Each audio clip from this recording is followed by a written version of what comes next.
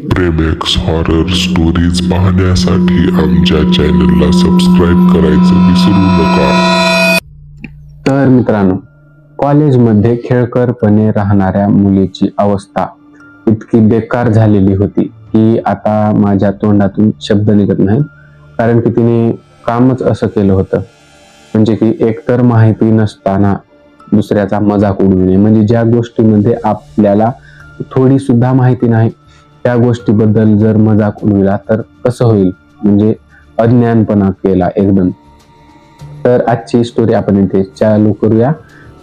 एक रुपाली नावाची मुलगी होती. ती कॉलेजमध्ये शिकत होती आणि प्रत्येक वेळेस म्हणजे की टॉपला यायची. असं 98-99% मार्क काही पण करून घ्यायचे. मग असं झालं की एके वर्षी 11वी संपल्यानंतर 12वीचा वर्ष होता.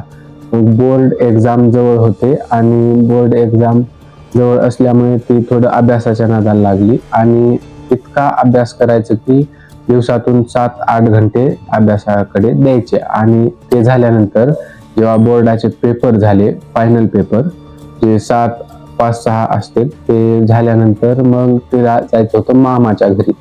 पण ह्या वर्षी मामानं म्हटलं होतं की तुला येऊ वाटली ये किंवा नकोय. म्हणून तिने असा विचार केला की यावर्षी मी स्वतःच्याच घरी जाऊ, म्हणजे की माझ्या आईकडे, गावाकडे. तिचा मामा राहत होता शहरामध्ये आणि ती म्हटली की मला यावेळेस माझ्या आईकडे जायचे. मग मामाने पण म्हटलं हो जा. मग असं झाल्यानंतर शेवटचा पेपर झाल्या दुसऱ्या दिवशी तिने सामान पॅक केलं आणि गेली तिच्या गावामध्ये. मग गावामध्ये गेल्यानंतर तिला ते गावाकडचं खूप आवडायचं, म्हणजे की सकाळचं वातावरण, उगवता सूर्य, सकाळ सकाळ आपल्या पहाट कोंबड्याचे जे बाग देते कोंबडे, पुन्हा चिमण्या ओरडतात, ते तिला खूप आवडायचं. आणि ती खास तर गावामध्ये, असं शहरामध्ये असलं वातावरण नसते, गावामध्ये खास तर ते बघण्यासाठीच आली होती. आणि तिचा म्हणजे रोजचा रुटीनच होता की 7-8 वाजेपर्यंत, सकाळी पहाटे लवकर उठायची आणि 8 वाजेपर्यंत घराच्या बाहेर फिरायची, म्हणजे सकाळच्या वातावरणामध्ये. मग त्या दिवशी बी तसंच झालं. ती गेली दुपारून आणि संध्याकाळी झोपल्यानंतर सकाळ सकाळ उठली आणि 1-2 तास बाहेर म्हणजे व्यायाम वगैरे असं फिरायला गेली. मग घरी आल्यानंतर तिच्या घराजवळ एक माणूस आला, म्हणजे की अर्ध स्त्री आणि अर्ध पुरुष असा तो माणूस होता. आणि त्याने थोडीशी वेशभूषा वेगळी केलेली होती, म्हणजे की जसे ते महादेवांच्या डोक्यावरती जटा असतात ना, बिलकुल त्या टाईपचे. म्हणजे एक प्रकारे सांगितलं तर तो शिवभक्तच होता आणि त्याने वेशभूषा देखील त्यांच्यासारखीच केलेली होती. आणि तो असं काहीतरी काळ्या कलरचं गोल गोल काहीतरी घेऊन आलेला होता, म्हणजे की ते धान्य घेण्यासाठी काहीतरी होतं ते. मग ते रुपालीच्या घरापाशी आला तो आणि रुपालीने त्याला पाहिलं. मग त्या रुपालीच्या आईच्या जे शेजारची जी काकू होती तिने धान्य आणलं सर्वात आधी. मग तो माणूस त्यांच्याकडे गेला आणि त्यांच्याकडून धान्य घेतलं, नंतर इकडे वळला आणि रुपालीच्या आईने देखील आतून धान्य आणलं आणि त्या माणसाला देण्यासाठी पुढे त्याच्या हातामध्ये, म्हणजे त्या टोपल्यामध्ये छोटंसं जे काय होतं त्याच्यामध्ये ओतलं. आणि तेवढं बघताच रुपाली जोरजोरात हसू लागली एकदम, म्हणजे की तिला हसू कंट्रोल झालं नाही आणि एकदम जोरजोरात हसू लागली. मग रुपालीची आई म्हणाली, हे काय असला काय प्रकार आहे, हे मजाक करण्याचं ठिकाण आहे का, असं म्हणून तिला भांडायला लागली. पण जाऊ जा म्हटलं, जा तू मधी, असं म्हणून तिची आई तिला भांडली. मग तो जो पुरुष होता त्याने म्हटलं, थांब, तू माझ्यावर का हसलीस. मग रुपाली सुशिक्षित म्हणल्यावर आता आजकालचे मॉडर्न म्हणजे विद्यार्थी किंवा विद्यार्थिनी म्हटल्यावर आता थोडंसं कॉन्फिडन्स आणि ॲटिट्यूड बिनकामाचं असते. मग तिने म्हटली, जाऊ दे आता, कशाला वाढवावं लांबवावं, म्हणून तिने तिथे मिटविण्याचा प्रयत्न केला. पण तो पुरुष म्हणला, नाही नाही सांग, तसं काय नाही, सांग तू का हसलीस. मग तिने सांगितलं की काय हे असले वेशभूषा केशभूषा असला अवतार केलाय आणि त्या केसाला किती दिवसानं विंचरलं सुद्धा नाही वगैरे असं म्हणू लागली. आणि काय हे भीक मागताय तुम्ही आणि हेच धान्य विकून दारू पिताय, म्हणजे हे तुम्ही देवासाठी मागत नाही की तुमचे म्हणजे शोक पूर्ण करण्यासाठी मागताय, असं त्या रुपालीने त्याला म्हटलं. पण त्या माणसाने तिला म्हटलं, हे बघ, असं कोणाला म्हणू नये, कारण की प्रत्येकाचा काही ना काही उद्देश आणि हेतू असतो. आणि हे मी भीक मागत नाही, मी हे स्वीकार करतोय, कारण की मी स्वीकार केलेलं आहे हे, असं त्याने तिला म्हटलं.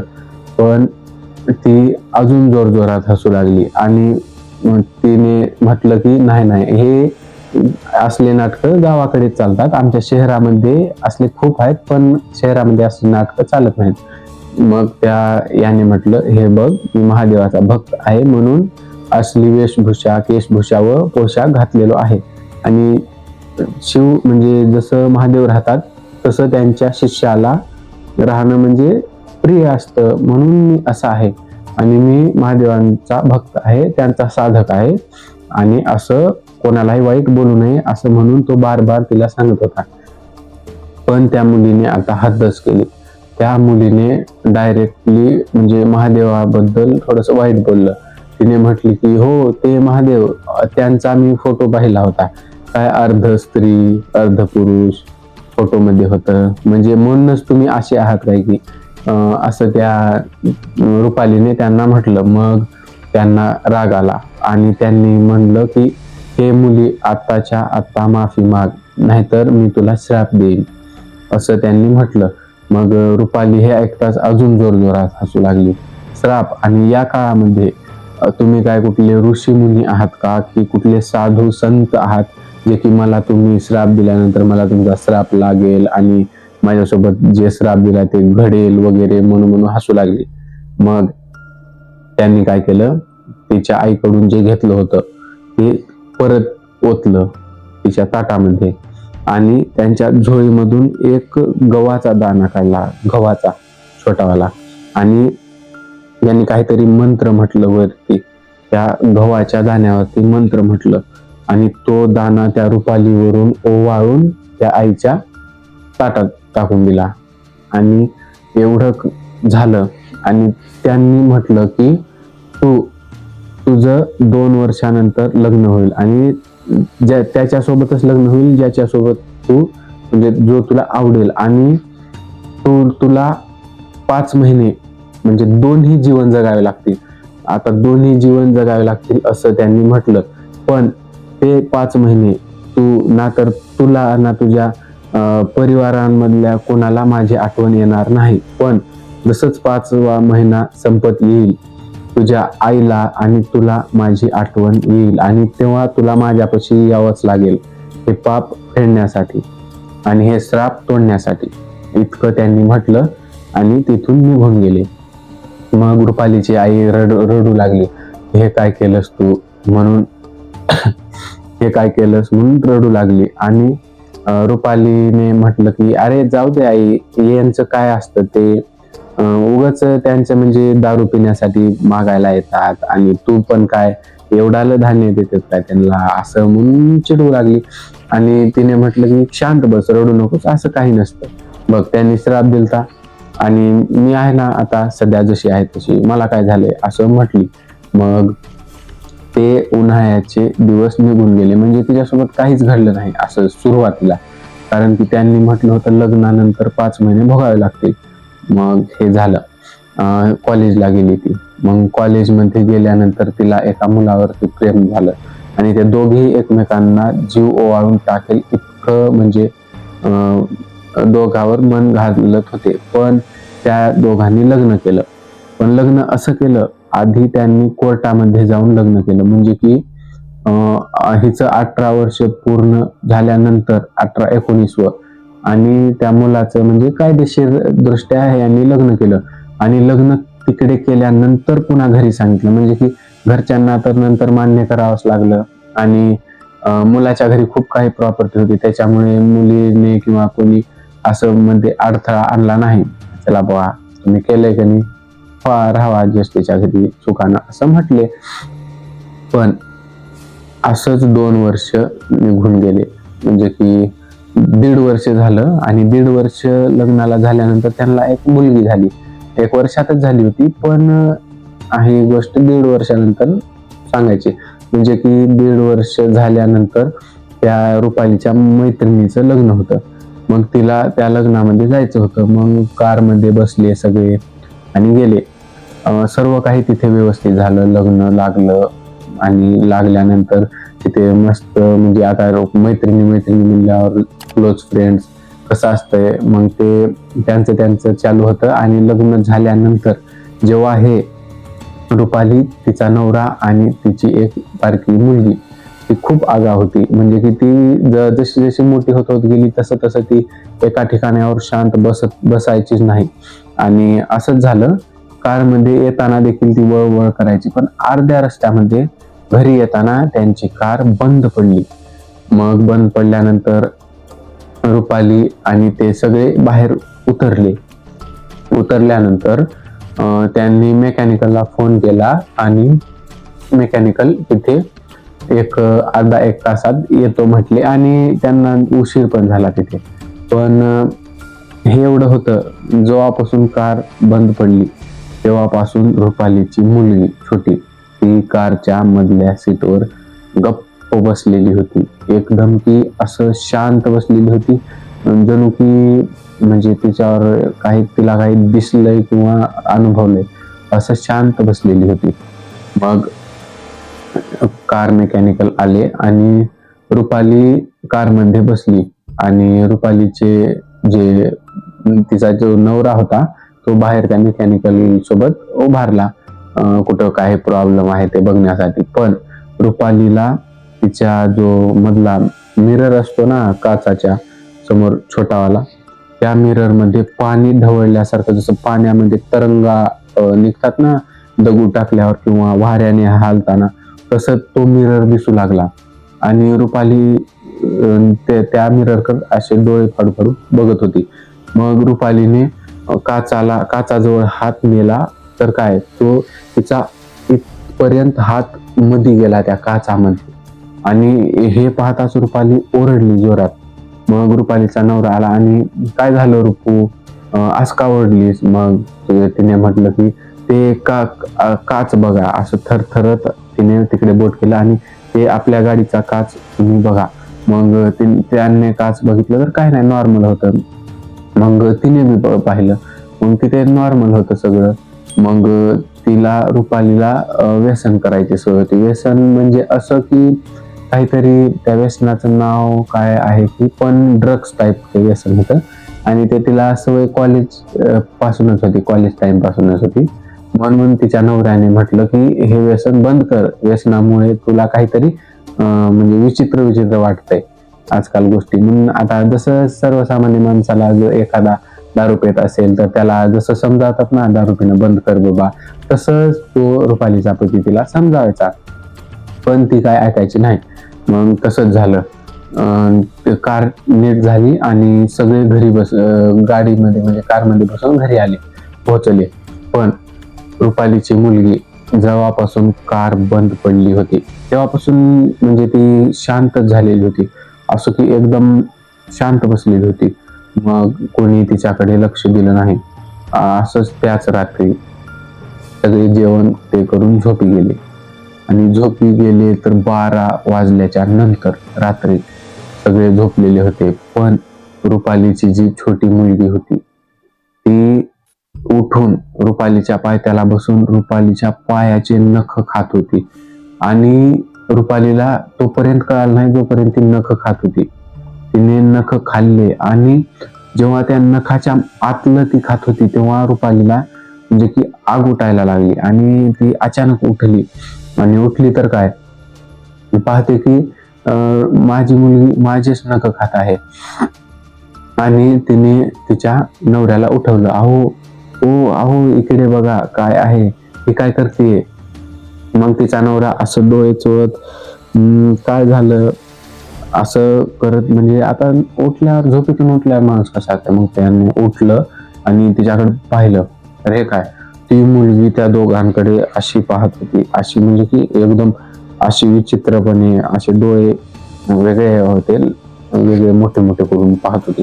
म्हणजे की आता सर्वसामान्य म्हणल्यावर अशी बघून पाहणार, पण ती विचित्र प्रकारे बघत होती. हे पाहून ते दोघे देखील घाबरले. आणि जेव्हा ती म्हणजे तिच्या आईने तिच्या डोक्यावरती असं थोडस मारलं, तेव्हा ती एकदम नॉर्मल झाली आणि तिच्या आईच्या छातीवरती येऊन पडली आणि झोपी गेली. पण हे बघून ते दोघे थोडेसे शॉक राहिले आणि रुपालीने तिच्या नवऱ्याला म्हटलं की आपल्या मुलीने माझे नख खाल्लेत, ते पण माझ्या डोळ्यासमोर. हे ऐकून थोडस विचित्र वाटलं, पण आता समोर जे दिसत होतं ते तर म्हणजे बदलता येत नव्हतं किंवा असं विश्वास करण्यायोग्य नव्हतं, पण ते झालेलं होतं. मग असं झालं की रात्र निघून गेली.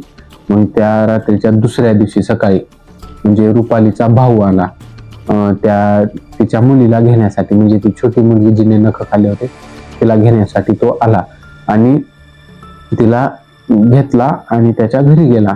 मग असं झालं, गेल्यानंतर आता दुसरी रात्र म्हणजे की जे काही होत होतं ते रात्री 12च्या नंतर आणि 3च्या आत इतक्या वेळेमध्येच व्हायचं. मग आता दुसऱ्या रात्री ते झोपी गेले.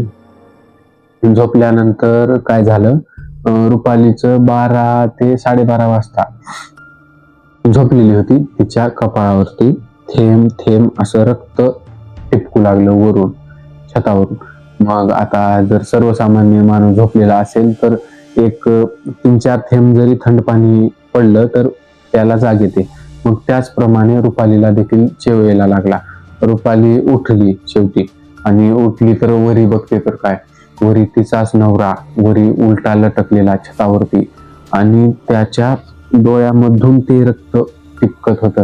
ते इतकं भयंकर दिसलं की ती थोडं असं उठली आणि उठताच ओरडली.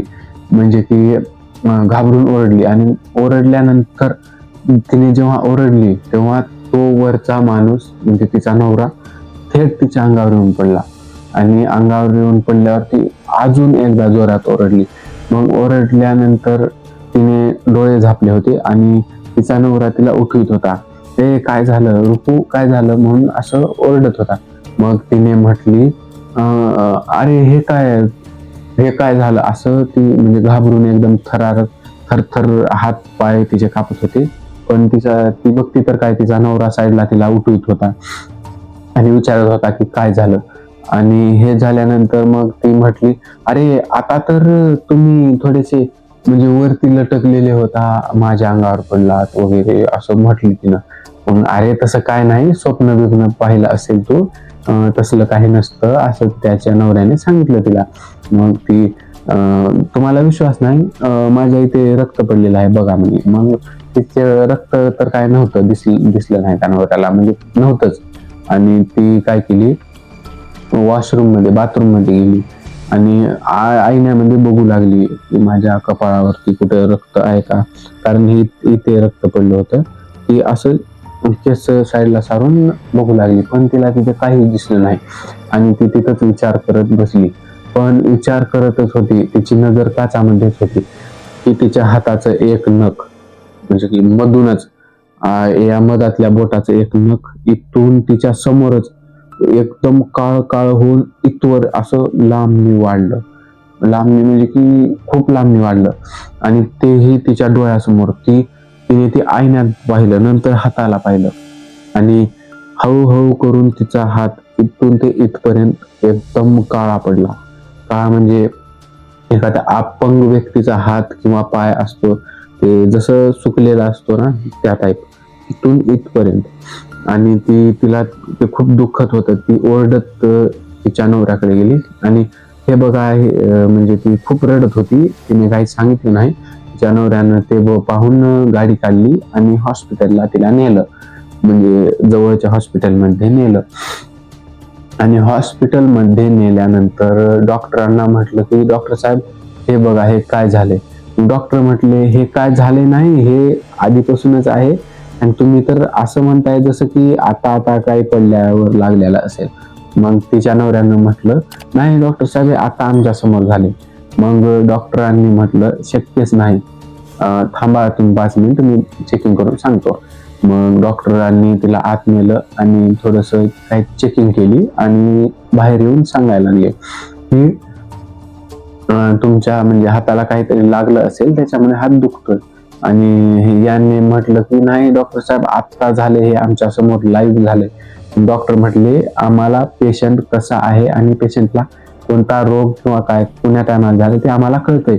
हे हिला लहानपणापासूनच आहे आणि काहीतरी लागलं असेल त्याच्यामुळे सध्या दुखतंय, असं त्या डॉक्टरांनी म्हटलं. आणि यांना तर विश्वास बसत नव्हता डॉक्टर साहेबांना, कारण की डॉक्टरांना तर म्हणजे ते जसं अपंग असते तसंच दिसत होतं. चेकिंग केल्यानंतर पण सेम त्याच टाईपचं, म्हणजे ह्याला समजतच नव्हतं. आणि रुपाली आणि रुपालीचा नवरा हे ऐकून घरी परत आले आणि हे एकदम थक्क राहिले, कारण की त्याने तर म्हटलं बारक्यापणापासून आणि झालं तर आता.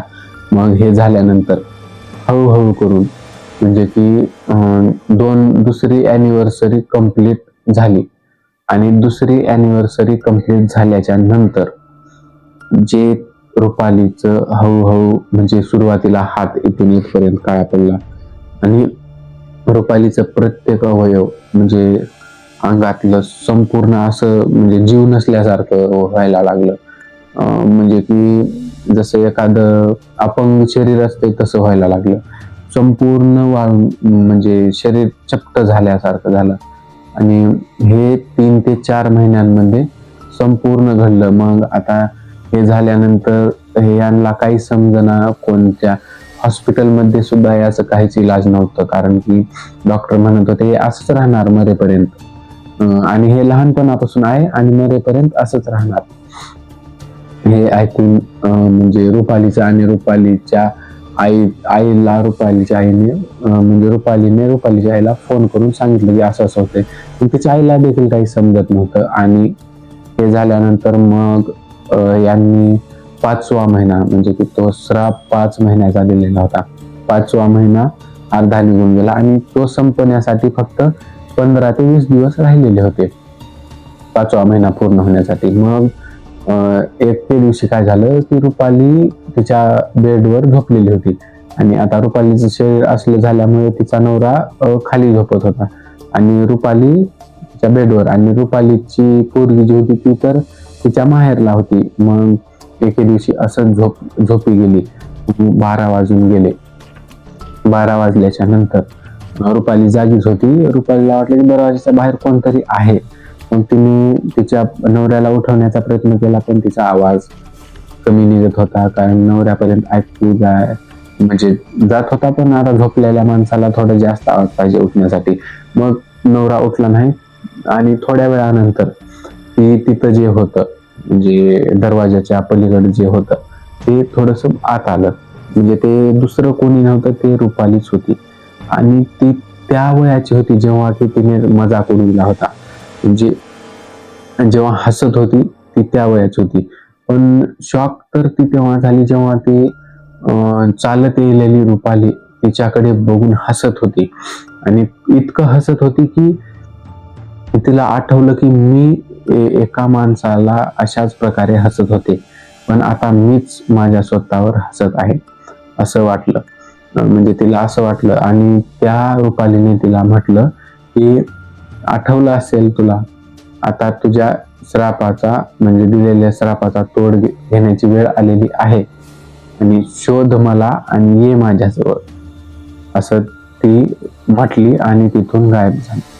मग तिने सकाळी उठल्यावर तिच्या नवऱ्याने रुपालीला आंघोळ घातली आणि बेडवर डबल आणून झोपविलं. आणि झोपविल्यानंतर रुपाली म्हटली की मला माझ्या आईला फोन लावून द्या, आईला कॉल लावून द्या. म्हटल्यावर रुपालीच्या नवऱ्यानं फोन लावून दिला आणि रुपालीने आईला जे काही घडलं ते सगळं सांगितलं की ते जे आले होते ना त्यांच्या श्रापामुळे आपल्याला म्हणजे मला इतकी इजा झाली. मग हो, त्या रुपालीच्या आईला पण आठवलं. तिने म्हटले अरे हे खरं आहे आणि आपण त्यांना शोधायला हवं, त्यांच्याजवळ जायला हवं, नाहीतर त्याच्याशिवाय हे नीट होणार नाही.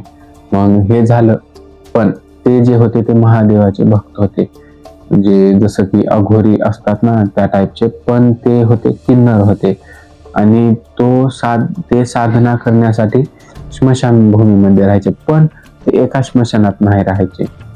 15 दिवस एका स्मशानभूमीमध्ये, 15 ते 21 दिवस किंवा 11 दिवस, म्हणजे जोपर्यंत त्यांचा साधनाचा कालावधी असतो एका स्मशानभूमीमध्ये.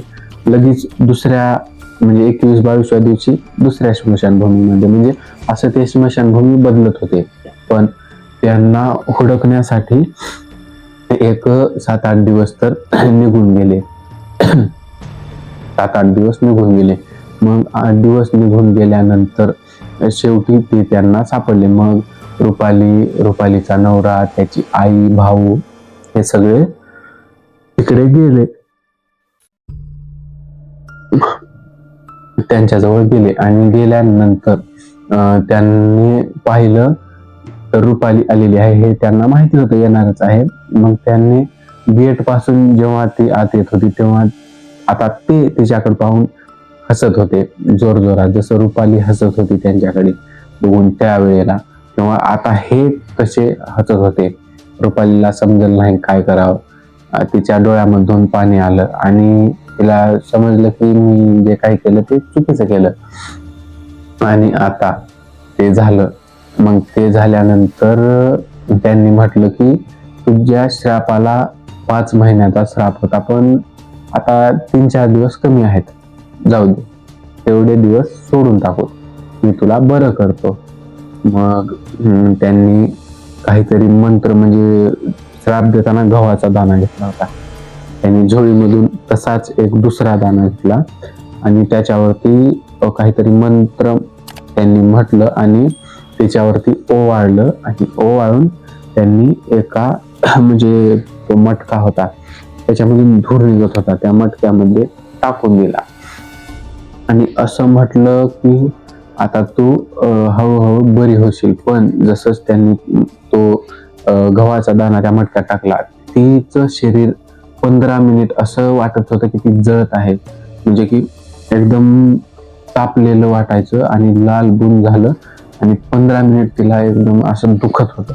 मग ती 15 मिनिट झाल्यानंतर ती थोडीशी नॉर्मल वाटायला लागली आणि त्यांनी म्हटलं की तू आता 1 महिन्याच्या मध्ये जशी आधी होतीस तशी होशील आणि जा आणि नीट राहा आता, म्हणजे की त्यांनी असं म्हटलं. मग त्याच्यानंतर ती घरी गेली आणि 1 महिन्यानंतर बरी देखील झाली. पण मित्रांनो, हे असं कोणाचा देखील मजाक उडविणं, म्हणजे कोणाबद्दल माहिती नसणे, जर नसलं आपल्याला तर मजाक उडविणे ही गोष्ट वेगळी आहे, कारण की चुकीचं आहे. आपल्याला आता समजा देव आहे का नाही हा प्रश्न खूप जणांच्या मनात असतो. कोणी विश्वास ठेवतो तर कोणी नाही म्हणतो. मग जो विश्वास ठेवतो त्याला तरी नाव ठेवायचं नाही, किंवा जो ठेवत नाही त्याला सांगायचं नाही की बाबा देव असतो, असं म्हणजे कोणाच्या मार्गामध्ये कोणी अडथळा घालायचं नसते. पण हिने, रुपालीने जी चुकी केली होती तिला चांगलाच भोग भेटला आणि आता ती इथून पुढे म्हणजे इतकं की त्या बाबांकडे जायची, प्रत्येक महिन्यामध्ये भेटायला जायची, चांगलं म्हणजे चांगल्या प्रकारे आता बोलते, ती सध्या जिवंत आहे. मग ही आपण इथे ही स्टोरी संपूया. स्टोरी जर चांगली वाटली असेल तर व्हिडिओला लाईक आणि चॅनलला सबस्क्राईब करायचं विसरू नका. आणि तुमच्या जवळ देखील अशी एखादी थरारक पोस्ट असेल तर मला माझ्या इंस्टाग्राम DM मध्ये तुम्ही सेंड करू शकता. इंस्टाग्रामची लिंक आपल्या चॅनलच्या बायोमध्ये. तोपर्यंत जय हिंद, जय भारत. प्रेमेक्स हॉरर स्टोरीज पाहण्यासाठी आमच्या चॅनलला सबस्क्राईब करायचं विसरू नका.